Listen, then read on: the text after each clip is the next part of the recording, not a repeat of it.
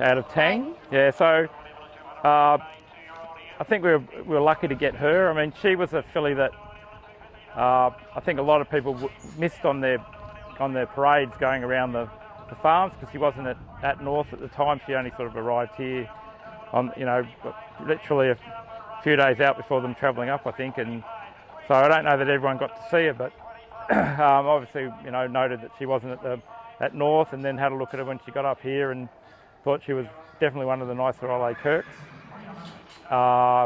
Did some, as you do, had her out a few times, handled herself really well.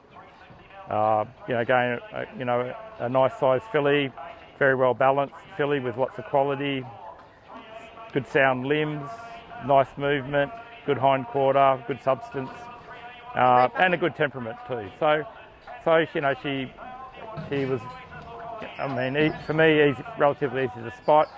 I think possibly some people could have put off the fact that the mare's had 7 to race and only 3 winners. But when you sort of dig a bit deeper, you'll see that a lot of the ones that foals that she's had to race have been by not so great stallions, and they sold poorly as well, very poorly as yearlings.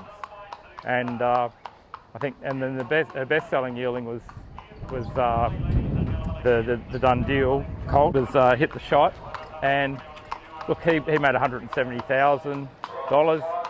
And I went back and looked at his runs online yesterday morning, and he was very unlucky not to win a Group 3 race at Caulfield, which was one of the major lead-ups to the VRC Derby. He's absolutely flying at the finish, only beaten, I think, less than a length, maybe half a length from the winner. And then he started well in the betting in the VRC Derby, and unfortunately it became a bit of a sprint home, and the jockey on him got a bit too far back.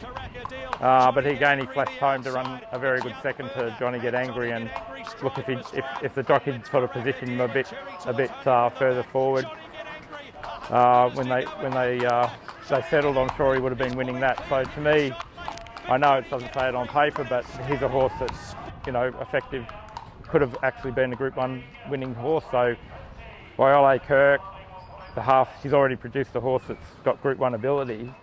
If that's on the page as a Group 1 winner, then obviously she doesn't make 150,000. She probably makes 350,000. So I think, she's particularly great buying. It's one of the best families in the Australian stud book as well.